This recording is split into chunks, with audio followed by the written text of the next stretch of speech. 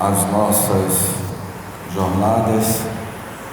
Para mim é um grande prazer de participar junto com a AME, Associação Médica Espírita da Bahia, e relembrando o nosso querido Dr. Ildefonso do Espírito Santo, que há 30 anos, na década de 90, junto com a doutora Marlene Nobre, que foi presidente da AME, Associação Espírita Brasil, e naquela época o Dr. Ildefonso trocava muitas figurinhas com a doutora Marlene Nobre, e eu tive o prazer de conviver com o Dr. Ildefonso muitos anos, na época que eu ainda tinha cabelo Black Power.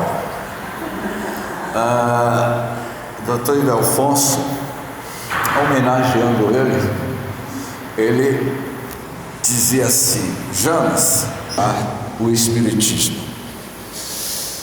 Me lembro que eu tive a oportunidade de viajar com o Ildefonso em períodos diferentes, e ele era uma pessoa que falava muito com a questão da saúde mental dos espíritas. E quando ele já estava na sua senectude, ele dizia-me: James, o meu corpo não acompanha mais a velocidade do meu pensamento, do que eu preciso realizar e fazer. Mais do que nunca, eu preciso desencarnar o mais rápido possível para retornar em um novo corpo e dar continuidade ao pensamento espírita. Dr. Ildefonso do Espírito Santo, ano passado nós comemoramos 100 anos do centenário da vida dele, e ele iria viver uma experiência em cima da cama durante alguns anos. Então, estamos aqui, de certa forma, homenageando o Dr. Ildefonso, na qual eu tive a convivência com ele desde a minha adolescência, porque Ildefonso, junto com meu pai, eles conviveram muitos anos na antiga União Espírita Baiana, e Ildefonso foi uma das pessoas que fez parte da minha vida, como Eleonora Peixinho, André Luiz Peixinho, que nós convivemos com ele durante esses últimos 45 anos. Participamos muitos anos na Sociedade Orlo, com Peixinho, e ao longo dessa nossa jornada estivemos assim buscando essa espiritualidade. Eu gostei muito quando o Lucimar nos convidou esta viagem interior, e a parte mais interessante da fala de Lucimar foi quando ela disse que ela era ciclista, não é? Porque eu também sou ciclista. Ciclismo e espiritualidade, autoconhecimento, que é uma temática que eu coloco sempre no meu canal Ecocicloturismo, conexão com a natureza, conexão com a espiritualidade. Esse é um canal que só é para quem tem 50 anos para cima, não é? Pois bem, saúde e espiritualidade, eu iniciaria abordando uma reflexão do livro Triunfo Pessoal, psicografado por Divaldo Pereira Franco, e Joana de Ângeles, que eu pessoalmente considero ela a maior terapeuta psicóloga espiritual, quando Joana de Ângeles, na década de 60, anos 70, anos 80, até os anos 80, Joana de Ângeles, ela tinha uma forma de psicografar de apresentar as tuas mensagens. Mas foi no início dos anos 90 que Joana de Ângeles começou a ressignificar uma nova proposta para a sociedade humana, abordando temáticas psicológicas. É início dos anos 90 que ela vai apresentar-nos o livro O Homem Integral. Daí em diante, alguns companheiros nossos do movimento espírita na Bahia e fora da Bahia começam a estudar a psicologia transpessoal. E ela lança uma série psicológica de livros sobre a visão da psicologia em uma perspectiva holística. E este livro, Triunfo Pessoal, ela vai falar sobre aflições psicológicas, essas aflições que vêm atormentando a sociedade na atualidade. E ela diz que o ser humano é um somatório dos seus pensamentos, atitudes, realizações. O self, na condição de um arquétipo primordial, preside ao processo de desenvolvimento que lhe é imperioso alcançar mediante as experiências que fazem parte dos estatutos da vida. Esses estatutos da vida está inserido no cerne da consciência de cada um de nós, onde é que está escrito a lei da justiça divina do Criador. Está na nossa própria consciência. Portanto, quando nós falamos no livro O Despertar do Espírito de Joana, as doenças psicossomáticas, nessas questões das doenças psicossomáticas, Joana de Ângeles, ela vai falar que a mente é geradora de energias compatíveis com o tipo de aspiração que acalenta, movimentando-se através de corrente sanguínea que vitaliza e mantém o corpo físico. Vejamos bem. Nesse mesmo conduto, afirma Joana de Ângeles, que as micropartículas constitutivas do perispírito conduzem as vibrações que irão produzir nas células reações correspondentes ao tipo de onda. Eu não estou enxergando ali a palavra. Eu não estou ouvindo. Das ondas mentais emitidas por cada um de vocês, ou seja, distribuída pelo organismo e procedente do espírito. Joana de Ângeles, não me lembro a fonte, junto com um cientista japonês. Esse cientista apresenta uma tese, cientista japonês, que vai nos informar que a criatura humana, cada um de nós, produzimos por dia 60 mil pensamentos, são produzidos por dia. E a maioria desses pensamentos são pensamentos negativos. Siddhartha Gautama, o Buda, há milênios atrás, Buda iria dar uma definição do significado do pensamento. Somos o que pensamos.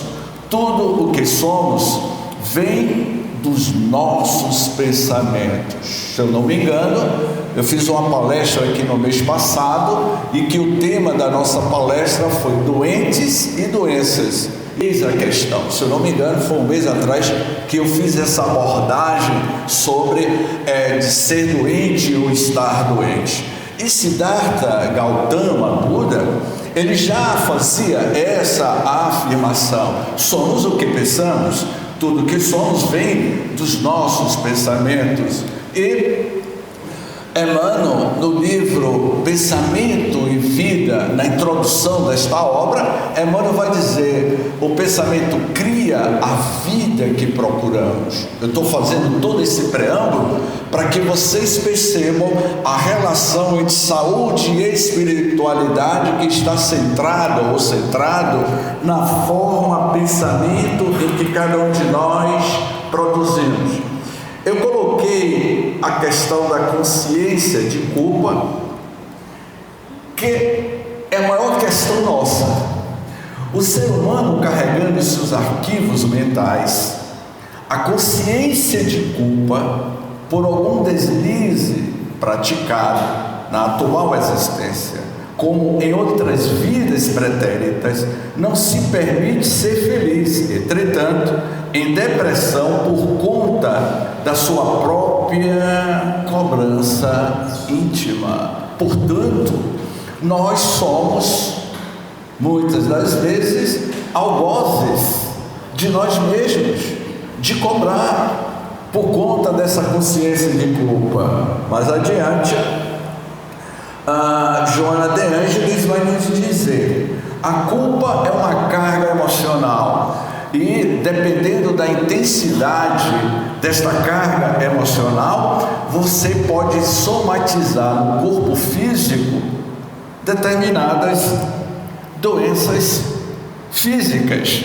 Então, a culpa é uma carga emocional muito pesada e causadora de várias lesões íntimas, enquanto que a vergonha de condutas inadequadas ou de comportamento inconsequente se transforma em fator dissolvente da personalidade que se busca anular mediante a autodepreciação e autopunição.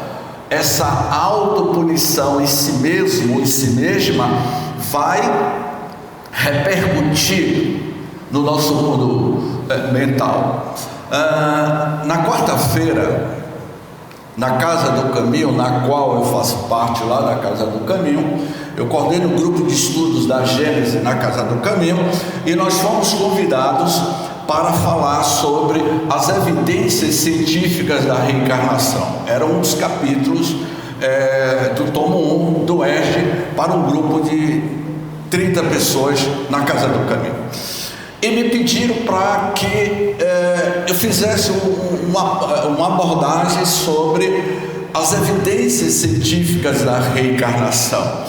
Eu comentava com a nossa amiga Júlia que teve uma época, em 1998, foi o ano que eu conheci o Dr. Hernani Guimarães Andrade por telefone. Dr. Andrade, ele residia na cidade de Bauru, e naquela época não tinha internet, não tinha o WhatsApp, então a comunicação era por telefone. E eu me lembro que eu gastava quase 60% do meu salário ligando para o Dr. Hernani Guimarães, e ele me dava verdadeiras aulas por telefone. Comprei toda a obra de Hernani, Reencarnação no Brasil, Espírito, Perispírito e Alma. Foi quando ele me disse: James, você precisa conhecer o Dr. Ian Stevenson, professor da Universidade da Carolina do Norte. Naquela ocasião, Dr. Hernani me dá o telefone de Dr. Ian Stevenson, que nos anos 80 escreveu aquele best-seller 20 casos sugestivos da reencarnação. E o James liga para a Universidade da Carolina do Norte, para o Dr. Ian Stevenson. A minha sorte é que ele falava espanhol, e eu arranhava o espanhol, e fiquei quase 60 dias trocando figurinha por telefone com o Dr. Ian Stevenson. E nesta troca de 60 dias, ele me manda um livro, A Reencarnação e Biologia, onde a reencarnação e a biologia se intersectam. Um livro em inglês que ainda não foi traduzido, Lucimar, para o português.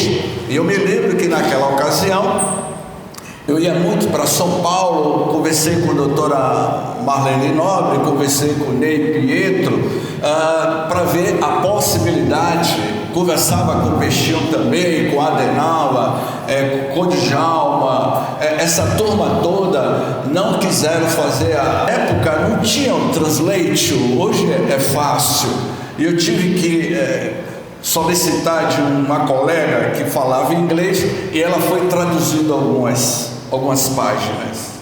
E na quarta-feira passada eu mostrei as imagens, as fotografias do livro que mostra as evidências da reencarnação, como cicatrizes de enforcamento, pessoas que tiraram a própria vida através do fuzil, enfim. Então o ano de 1998 foi o ano que eu ia para os restaurantes, eu dava no shopping center e ficava olhando para as pessoas se tinha algum tipo de marcas de nascença. Então, e muitos desses indivíduos reencarnavam, trazendo as suas cicatrizes emocionais, como o Dr. Stevenson lhe dizia, e o Hernando Guimarães, ele me dizia: é uma questão de tempo que as grandes universidades vão começar a discutir essas teses nos campos acadêmicos, como hoje nós estamos ali, e era uma das questões que a gente mais discutia lá na Sociedade Oro, com um grupo mais específico. Pois bem, daqui em diante eu vou fundamentar a nossa apresentação no livro Trilhas da Libertação, onde o senhor Manuel Filomeno de Miranda psicografa este livro em 1996, que o primeiro capítulo do livro ele vai falar sobre a medicina holística da alma, que foi um tema que nós apresentamos no simpósio há muitos anos atrás, e que eu fiz uma relação entre a medicina holística da alma e a ecologia centrada nos valores do espírito. Como nossa amiga pediu para eu ficar centrado na saúde e espiritualidade, eu não vou entrar muito na questão da ecologia dos chakras, né? Nós temos um estudo todas as segundas-feiras online, coordenado por Kessia Teles, e eu estou de coadjuvante desse estudo. Já são 2 anos estudando o livro de Fritjof Capra. Esse livro de Fritjof Capra é a visão sistêmica da vida, e eu indico, Lucimar, é um livro fantástico. Já são 2 anos estudando, e me parece que o Capra andou buscando a espiritualidade e a conexão com o meio ambiente. Então a gente estuda os chakras da terra, os chakras do corpo humano, e quando o Capra, Fritjof Capra, ele esteve aqui em Salvador em 2004, a convite da Unipaz, através da nossa amiga doutora Ruth Brasil Mesquita, que trouxe Fritjof Capra, e o Capra iria dizer o seguinte: nós não evoluímos no planeta Terra, evoluímos com o planeta Terra. Tudo está em evolução.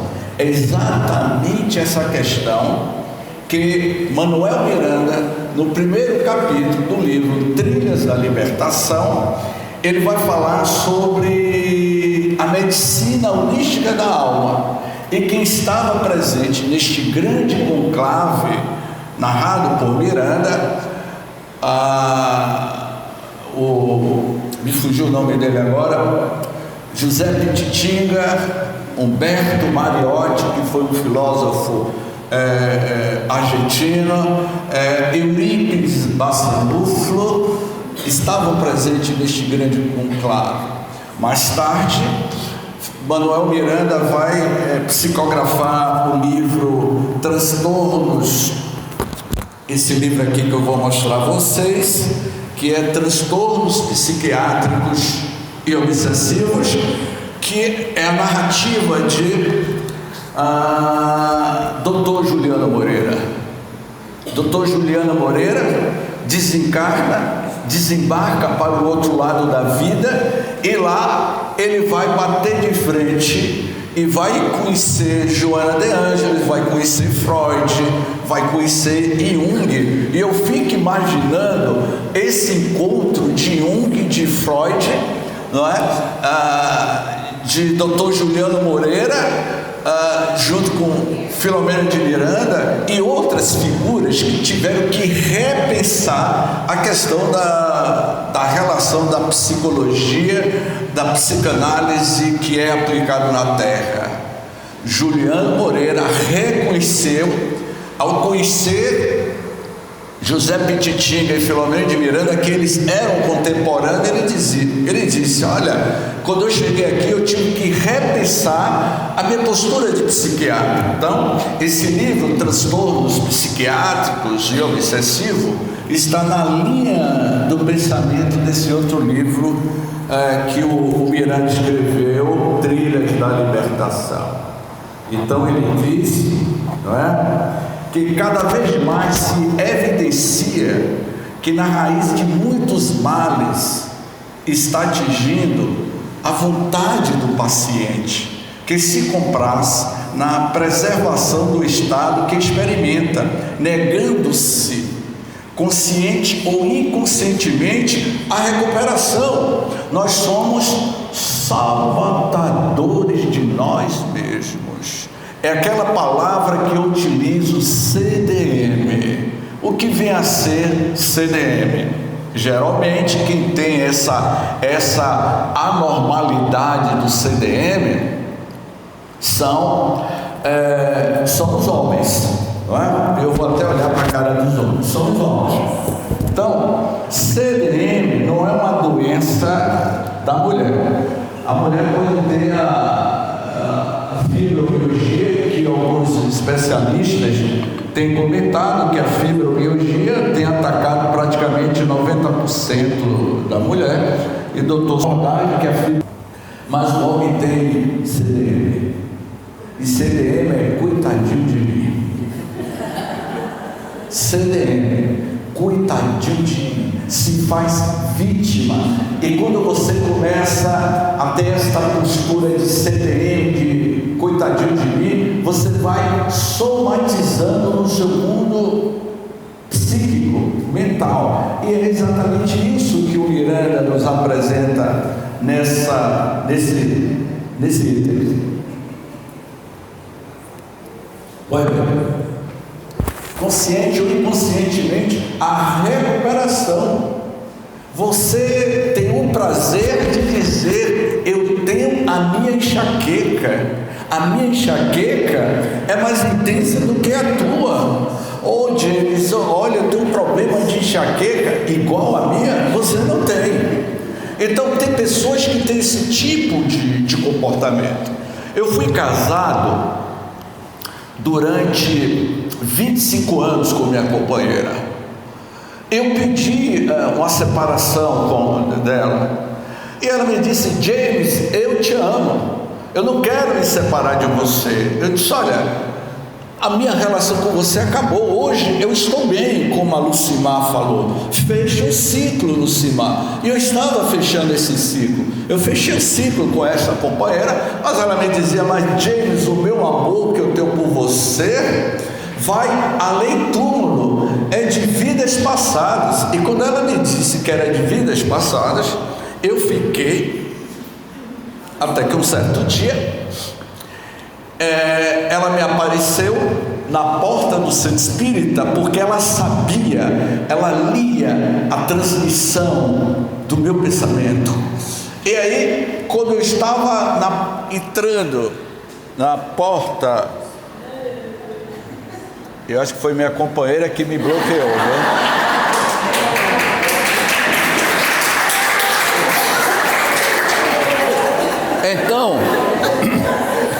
Então, quando eu estava à porta do centro espírita, ela apareceu e disse-me: James, meu amor, olha eu aqui. Eu disse: o que é que você está fazendo aqui? Sou eu, a sua bem-amada. Eu disse: será o Benedito? eu subi, fui para o auditório e ela entrou conectado com o meu pensamento. Durante o período da palestra, ela não se manifestou, mas ao deixar o centro espírita, ela apareceu de novo. O nome da minha ex-mulher, que conviveu comigo durante 25 anos, se chamava Dona Enxaqueca. Peguei vocês, achando que era uma mulher física, mas a minha companheira que conviveu comigo no CIMAR era Dona Enxaqueca. Inúmeras vezes eu ia fazer palestras e a enxaqueca me acompanhava. Eu não largo você, infeliz. Ou seja, eu tive que administrar essa crise de enxaqueca, de rinite alérgica que eu tive durante quase 25 anos. Tanto foi que em uma das minhas viagens para São Paulo, eu sempre ia a São Paulo e sempre conversava com companheiros mais experientes. Tive o prazer de conhecer a doutora Marlene Nobre. Ela teve um evento lá na Federação Espírita de São Paulo e eu fui assistir a palestra de doutora Marlene Nobre, e ao terminar eu falei para ela que eu tinha enxaqueca e que eu tinha rinite alérgica, e ela pediu para que eu lesse aquele livro, A Obsessão e as Suas Máscaras, que ela escreveu esse livro. Ela disse: geralmente quem tem enxaqueca e rinite alérgica provavelmente você teve alguma experiência em vidas passadas com afogamento ou na atual existência. Foi aí que eu disse: a senhora tem razão, porque aos 18 anos de idade eu me afoguei na praia de Piatã. Hoje eu vou revelar minha idade, né? Como Lucimar revelou a idade dela. Então, assim, aos 18 anos eu me afoguei literalmente na praia de Piatã. Hoje eu estou com 63 anos, então calcula aí o meu tempo de moratória que eu tenho. Então ela iria afirmar que essa minha rinite estava muito relacionada com o afogamento que eu tive na praia de Piatã, que isso ficou registrado na minha consciência. E só com o passar do tempo que eu fui administrando essa questão. Miranda vai falar sobre as tensões mal direcionadas e suportadas por largo período, quando cessam, são substituídas por moléstias de largo porte na área dos desequilíbrios físicos, dando gênese a cânceres, crises asmáticas, insuficiência respiratória, etc. Dr. Carl Simonton e Dr. Stephanie Mateus, no ano de 1994, na Califórnia, esse casal, que tinha uma clínica de psicanálise e tinha inúmeros pacientes na ocasião, eles iriam criar pela primeira vez o Instituto Internacional do Perdão.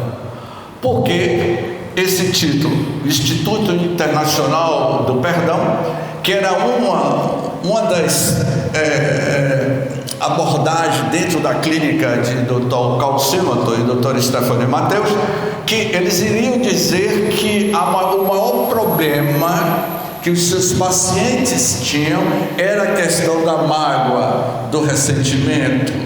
Pessoas que guardavam ódio, mágoa ao longo da vida era um forte candidato a desenvolver determinadas doenças de cardiopatia e a própria fibromialgia e tantas outras doenças relacionadas à questão da forma como você fica somatizando, de dizer eu não perdoo fulano de tal. Você vai somatizando no seu mundo mental. Muito bem colocou André Luiz no livro Os Mensageiros. Há um capítulo do livro Os Mensageiros que André Luiz ele em um diálogo com um dos seus amigos espirituais, me parece que aquela cena ocorreu em São Paulo, e que ele disse: que vultos, que sombras são aquelas naquela rua, na parede daquele prédio? E ele vai dizer: são a matéria mental, as bactérias energéticas expelida pelos encarnados e que tem vida. Há uma aula sobre perispírito, da qual nós falamos, que o pensamento, ele tem cor, o pensamento, ele tem cheiro, o pensamento tem densidade. Então ele é vida. Você pensa, logo você se materializa. Então, quando, não é? Ele diz, aqui André, poluição mental, somos o que pensamos e tudo emana da mente. Se você busca saúde, conexão com o ser espiritual que você é, você tem que cuidar da tua mente. Gustave Le Bon, ele foi um francês médico, um psicólogo, um terapeuta na França do século XIX, Gustave Le Bon. Ele vai escrever uma tese sobre a psicologia das massas. Se eu não me engano, em um, e depois iria reescrever sobre a psicologia das massas. De janeiro de 2023, na Casa do Caminho, um auditório lotado com mais de 400 pessoas, eu fui convidado para falar sobre transtornos psiquiátricos e obsessivos, 2 dias depois do que aconteceu no 8 de janeiro, que vocês lembram. E aí eu fiquei a pensar como é que eu iria conduzir essa palestra tão delicada, 2 dias depois do que aconteceu com o comportamento da sociedade que estava colocando o celular em cima da cabeça para manter contato com os alienígenas. Então, eu falei da psicologia das massas. Eu me fundamentei em cima do livro de doutora Marlene Nobre, de Sueli Caldas, que fala sobre os transtornos coletivos que periodicamente nos visita, e que a gente tem que ter muito cuidado com o que nós pensamos, porque você não é, no mundo espiritual, a aparência que você tem aqui na Terra muda completamente. Você é, no mundo espiritual, o que você pensa. Então, quando André Luiz diz psicosfera, é um termo criado por André Luiz e significa um campo de emanações de natureza eletromagnética a envolver todo o ser humano, encarnado e desencarnado. Reflete não só a sua ativa, mas seu padrão. Eu não estou enxergando ali. Eu não ouvi. Seu padrão psíquico, com sua situação emocional e o estado físico do momento. E como é que está o estado físico-mental nesse momento, minha irmã?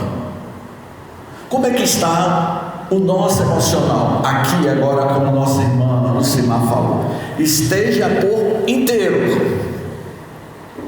Não fique pensando em algo externo, esteja por inteiro quando você está trabalhando.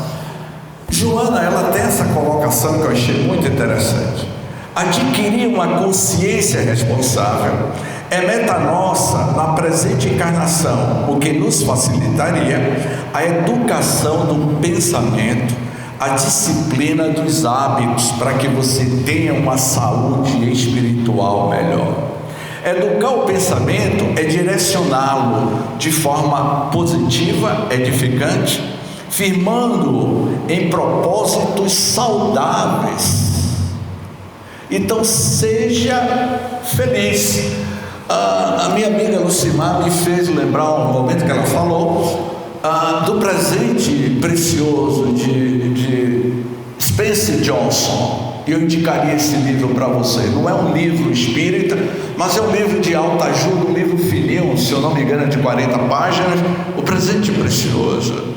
E o autor, Spencer Johnson, ele narra uma história fabulosa que diz assim: havia um garoto que sempre visitava um rapaz mais jovem. A diferença de idade entre eles dois era de 20 anos. O garoto tinha 10 anos, era de 10 anos. O garoto tinha 10 anos e o rapaz tinha 20 anos.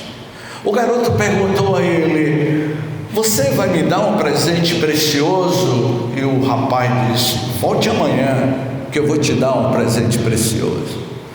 E ele voltou. O tempo tinha passado. O rapaz agora estava com 30 anos e o jovem com 20 anos.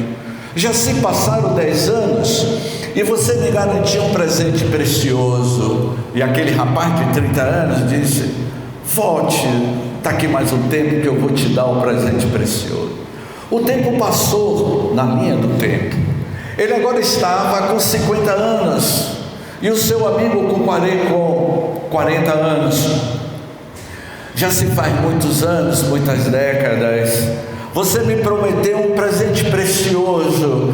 E aquele homem agora, já casado, pai de família, disse para ele: volte daqui uns dias que eu vou te dar o presente precioso.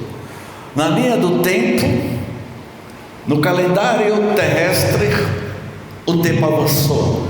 Aquele senhor agora estava com 70 anos e ele com 60 anos. E ele disse: já se faz tantas décadas você me prometeu esse presente precioso. E quando é que eu vou ganhar o presente precioso?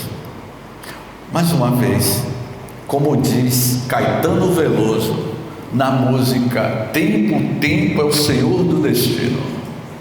É um dos trechos da letra de Caetano Veloso, que eu acho lindíssimo. Tempo, Tempo é o Senhor do Destino. Pesquise aí depois, que vocês vão ver que é fantástico. Ele estava com 80 e aquele garoto agora com 70, o senhor octogenário num leito de morte. Ele pergunta: o senhor já vai falecer? Já se passou tantas décadas e o senhor me prometeu esse presente precioso. Foi quando ele disse: meu amigo, o presente precioso é viver o presente. Viva o presente. Essa é a maior dádiva da vida. Viva o presente. Esteja por inteiro. Não tenha aquela visão de separatividade, porque o eu interior nosso é uma parte da extensão de algo bem maior, que é a consciência do ser espiritual. E é exatamente isso que Miranda trata no primeiro capítulo da medicina holística da alma. Cuide da alma, que você terá um corpo mudado. Então, viva o presente precioso. E Miranda vai dizer que a influência da mente sobre o corpo é de grande significação para a saúde, pelo estimular ou reter da energia que a sustenta, e quando bloqueada pelo psiquismo perturbado, onde campeia a proliferação dos germes que se instalam, fomentando os distúrbios que se catalogam como doenças. Olha aqui. Eu tive um período da minha vida, me permita esse relato bem breve. Eu tive um período da minha vida que eu estava com um quadro de depressão. Durante esse período, isso tem muitos anos, eu fui buscar um tratamento médico e o médico me passou um monte de ansiolítico.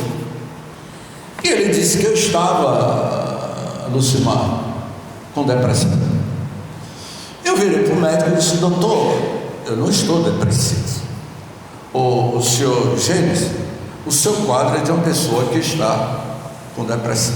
Eu estava passando uma fase, sabe aquela fase que você está fechando um ciclo e abrindo um novo ciclo, ressignificando a sua jornada na questão relacional, como o Lucimar falou? Então eu estava vivendo, sabe, a noite escura da minha alma interior. Então eu busquei um tratamento. O médico disse que eu tinha que usar ansiolítico. Até hoje eu não usei esse tal desse ansiolítico. Eu fui conversar com o Divaldo, e ao conversar com o Divaldo, ele virou para mim e disse: meu filho, eu vou te passar um remédio homeopático. E ele me deu, naquela época, ele passava esses remédios homeopáticos, pelo menos comigo pessoalmente, como eu já conhecia Divaldo já há muitos anos. Ele me deu um remédio homeopático. E ele virou para mim e disse assim: meu filho, o que você acha de você falar sobre depressão? E aí eu comecei a falar de depressão. Disse: como é que eu vou falar de depressão se eu estou com depressão? Primeiro, eu não sou da área da saúde, eu sou da área de comunicação, mas esses anos na sociedade de aula, junto com Eleonora, com o Peixinho, com o Simone, com o Nália, com todo mundo lá, a gente sempre estava estudando. Foram muitos anos de estudos e pesquisas, e eu comecei a estudar sobre depressão. E durante o período que eu estava estudando depressão, eu descobri depressão na adolescência, espíritos que reencarnam trazendo a predisposição para a depressão, que é um dos capítulos que está lá no livro de Adenauer Novaes escreveu um livro, cujo título da obra se chama Alquimia do Amor. É muito bom esse livro. E aí, de tanto ler livros de depressão, eu já estava ficando depressivo, não é? Era tantos livros. E aí eu queria convidar imensamente para você realizar um seminário sobre a visão espírita da depressão. Eu disse: olha, procure o pessoal da área de saúde, mas a espiritualidade mandou me dizer que é você que vai abordar o tema sobre a visão, a depressão na visão espírita. Mas eu não sou da área de saúde, mas os espíritos, porque eu acho que tem muitos espíritos fofoqueiros. E aí, no plano espiritual, e que entrega a sua ficha. Foi quando mas eu não tenho essa. Mas James, é você. Eu fiquei, meus irmãos, minhas irmãs, 6 meses estudando, preparando seminário sobre a visão espírita da depressão. Quando completou 6 meses, os companheiros me ligaram: James, a espiritualidade mandou lhe dizer que você ainda não está preparado, e que você tem que estar muito mais preparado. Eu moro num apartamento só. E na ocasião eles disseram: olha, todas as quintas-feiras, às 22 horas, a equipe espiritual vai lhe ajudar a montar o trabalho. Se concentre a partir das 22 horas, todas as quintas-feiras. E eu comecei a fazer isso, e eu sentia a presença da espiritualidade. 2 meses depois, o seminário estava todo pronto. Eu apresentei lá na cidade de Ipirá, e ao término do seminário, isso foi em 96, esse relato que eu estou fazendo, e ao terminar o seminário, eu ouvi uma voz dizendo: agora pegue todo o conteúdo do seminário e faça um opúsculo, porque se você escrever um livro, as pessoas não gostam de ler livro grosso de 200 páginas sobre depressão. Então escreva um opúsculo. E na ocasião eu não sabia o significado de opúsculo. Eu fui pesquisar no dicionário Aurélio Buarque de Holanda e descobri que opúsculo é isso aqui, uma síntese. E eu escrevi um livro, que agora mudou o título: A Visão espírita da depressão. Isso aqui foi a primeira edição, eu fiz 1000 exemplares e fiquei 4 anos falando sobre a visão espírita da depressão. E aí a depressão desapareceu, nunca mais tive esse problema. Então, hoje está esgotado.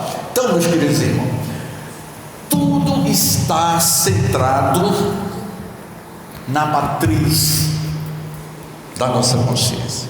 Porque a enfermidade é da alma, como disse o doutor Sérgio Felipe, não é? A enfermidade da alma. Uma terapêutica bem orientada deverá sempre fundamentar-se na realidade do espírito e nos reflexos do seu psiquismo no corpo. Olha que interessante. Toda essa citação está no primeiro capítulo do livro Trilhas da Libertação. Uma terapêutica bem orientada deverá sempre fundamentar-se na realidade do ser, do espírito, dos reflexos do seu psiquismo no corpo. Não é? Faz bem para a alma. Mas, James, qual é uma das terapêuticas? Porque o tema aqui não é depressão, mas qual é uma das terapêuticas para afugentar o vírus da depressão? Tem várias. Perdoar. Perdoe a você mesmo. Ame a você mesmo. Tenha dignidade com você mesmo. Ame a si, porque amar o próximo é uma extensão do sentimento que você já conquistou. Perdoar. Ouvir música clássica, Johann Sebastian Bach, Jesus, a alegria dos homens, que maravilha. E outra coisa que a nossa amiga falou, que eu fiquei feliz, eu já até convidei ela para o meu grupo, né? É pedalar, vá pedalar. Ontem mesmo, Lucimar, eu pedalei. Vá pedalar, compre uma bicicleta Monarch. Eu ainda sou do tempo da Monarch. Claro que eu não tenho uma Monarch, mas pegue a bicicleta do Itaú. Ontem eu pedalei na orla, a orla está ficando lindíssima, daqui a 9 meses vai estar toda pronta. Ontem eu saí do Costa Azul e vim até Vilas do Atlântico, do Cimar, tomar um café, que eu estou precisando de café aqui, uma delicatesse. Faz bem a alma, é sério. Se conecte com a natureza, porque não vai dar tempo de eu apresentar aqui sobre chakras da terra, a ecologia centrada nos valores do espírito, que é outra temática. Então, pedalar faz bem para o corpo, para o mental. Quando você está pedalando, você sente-se leve. Eu me sinto leve. Ah, James, eu não tenho tempo. Por favor. Por favor. Espírito e corpo, mente e matéria são partes independentes do ser, mas complementos um do outro, que se interrelacionam poderosamente por meio do psicossoma, ou corpo intermediário perispírito, encarregado de plasmar as necessidades evolutivas do ser eterno na forma física e conduzir as emoções e ações às telas sutis da energia pensante imortal, então reencarnada. Muitos de vocês conhecem a minha história, da minha relação com a Chapada Diamantina, com a questão da conexão com a natureza. Em uma das nossas trilhas eu vou fazer a relação entre aqui espiritualidade, saúde e conexão com a natureza. Em uma das minhas trilhas, lá no Vale do Pati, eu estava iniciando uma trilha quando uma moça aparentando de 50 anos, ela deu um curto-circuito mental. Sabe o que é curto-circuito mental? Ela entrou em uma faixa de desequilíbrio psíquico e ela estava sozinha, acompanhado de um guia. E observando a situação daquela senhora, que até então eu não sabia de quem se tratava, eu me aproximei do guia e o guia disse: olha, ela começou a fazer a trilha e ela está tendo um transtorno, ela está com algum problema. Na linguagem dele, homem lá da Chapada, parece que ela está com um encantado do corpo. Sabe o que é encantado do corpo? É um dialeto do povo nativo da Chapada. Está com um encantado no corpo. Foi a identificação daquele rapaz guia. Eu estava acompanhado de Paulo Guzmão, um amigo meu que é espiritualista, e é o período, o mês de janeiro é o período que eu tiro as minhas férias para ir para a Chapada. E quando eu estou na Chapada, não me ligue para vir fazer palestra aqui no César, porque dia de janeiro eu estou de férias. Então, essa senhora, segundo o guia, estava com encantado no corpo. Ao se aproximar dessa senhora, o que a senhora está tendo? Eu não quero conversa com ninguém. Isso no meio de um mato, num paraíso, a energia, o prana, os espíritos elementares que cuidam da natureza certamente estavam ali auxiliando. Foi quando eu percebi que ela estava tendo uma influência espiritual muito intensa. Com muito cuidado, ela foi tratada. A gente levou ela para uma cachoeira, ela tomou banho na cachoeira e conseguiu melhorar mais emocionalmente. Foi ali que a gente percebeu que ela teve um restabelecimento por conta do banho da cachoeira. Ok? Eu vou ter que resumir aqui em 7 minutos. Tá? A mente exteriorizando nas mais diferentes dependências e patologias responsáveis pela desarticulação dos seus mecanismos. Assim sendo, qualquer abordagem terapêutica não se deve ser parcial e sim holística. Citação de Manuel Miranda, que tem outra visão da perspectiva da saúde mental e espiritual nossa, na ótica espiritual. Mediante o novo modelo biológico, todo tentame em favor do equilíbrio deve fundamentar-se na transformação moral do paciente. Aí é que está o cerne da questão, a transformação moral do paciente, na sua recomposição emocional, originada na mudança dos painéis mentais para a adoção de pensamentos sadios e na vivência concorde com os ideais de engrandecimento que são catalisadores das forças vivas presentes em a natureza. Essa senhora que eu narrei, sabe quem era ela? Eu não sabia. Ela era diretora do Hospital Português da UTI. E ela estava lá buscando tratamento. Diretora do Hospital Português.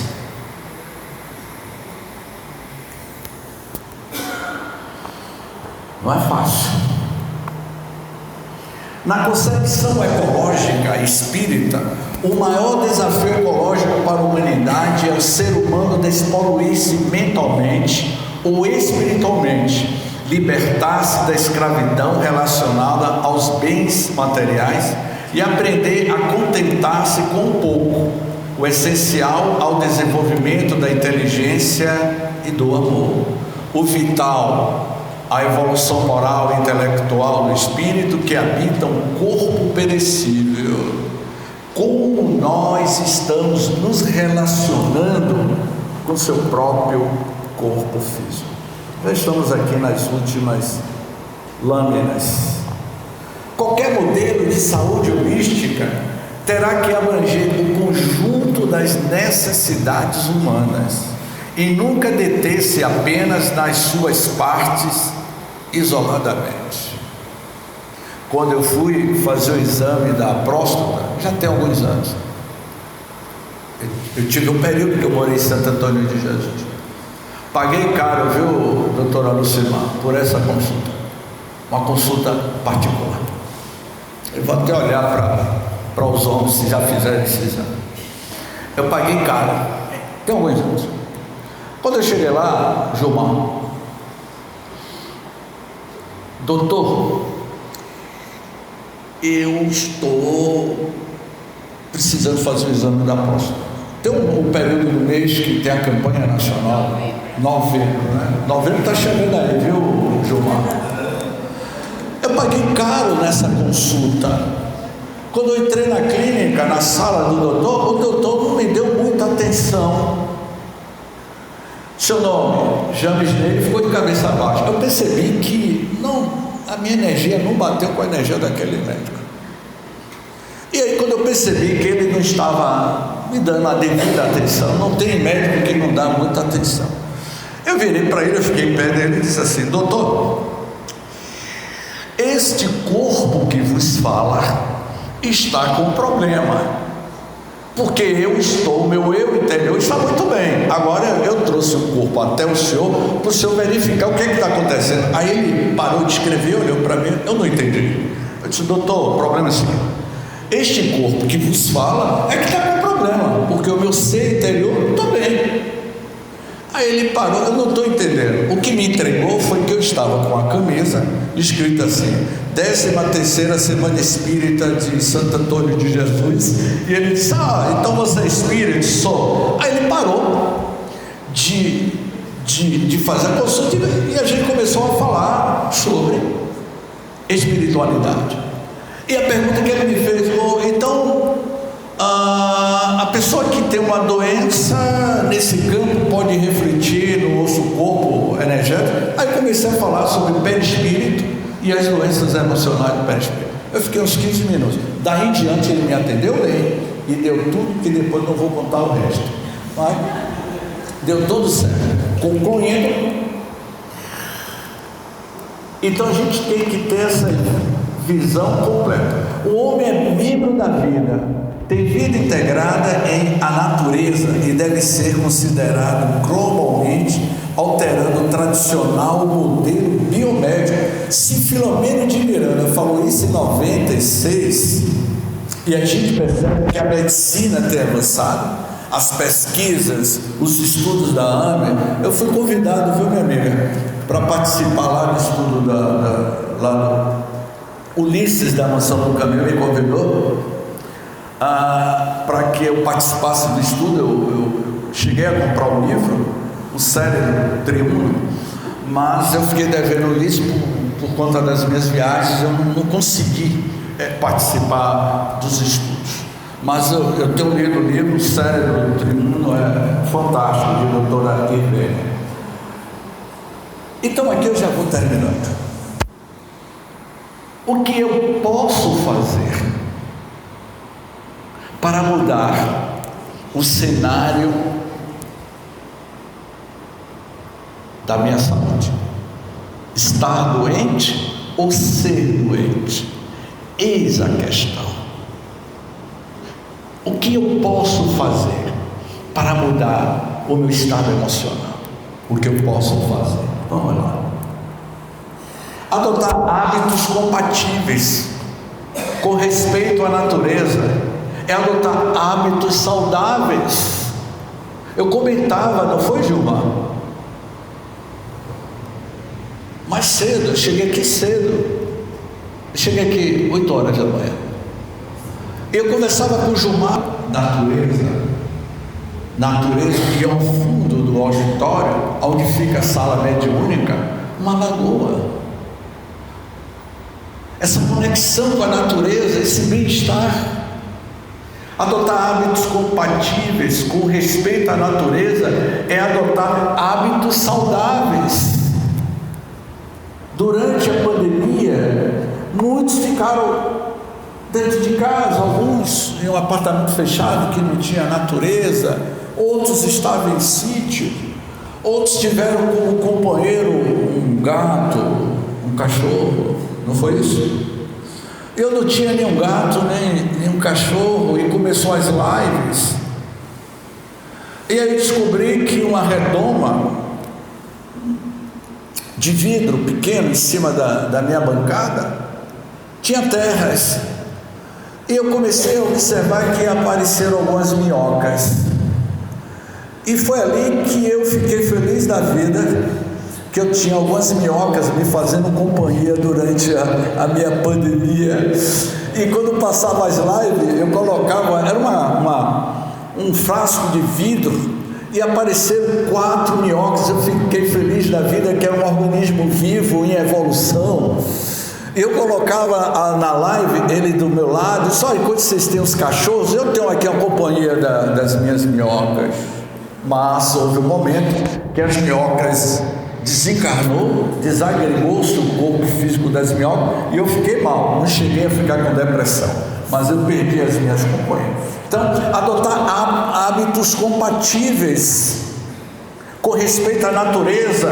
A mãe Gaia, o que o Fritjo Capra aborda, faça a sua religação com a natureza, com a espiritualidade, com a saúde mental. O que é que nós estamos fazendo com a mãe Gaia, com a Terra? Emita boas vibrações para o planeta. A teoria de Schumann, a vibração de Schumann, mude a tua frequência, que o mundo interior teu mudará. Adote a sustentabilidade como valor espiritual. O Capra aborda muito isso no livro A Visão Sistêmica da Vida. O pensamento espírita, no dizer do Peixinho, eu me lembro de inúmeras palestras de André Peixinho. Ele falava muito dessa visão sistêmica da vida, a visão sistêmica do ser espiritual. Eu fico imaginando que Peixinho na Terra filosofava, imagine agora no mundo espiritual. Quantas alfinetadas, no bom sentido falando, a gente tinha. Porque o André Peixinho que vocês conheceram hoje, não era aquele André Peixinho, né, meu amigo? De 40 anos atrás, que era uma discussão filosófica, e a gente tinha debates calorosos. Então imagine que hoje ele está no mundo espiritual, ainda pegando no nosso pé.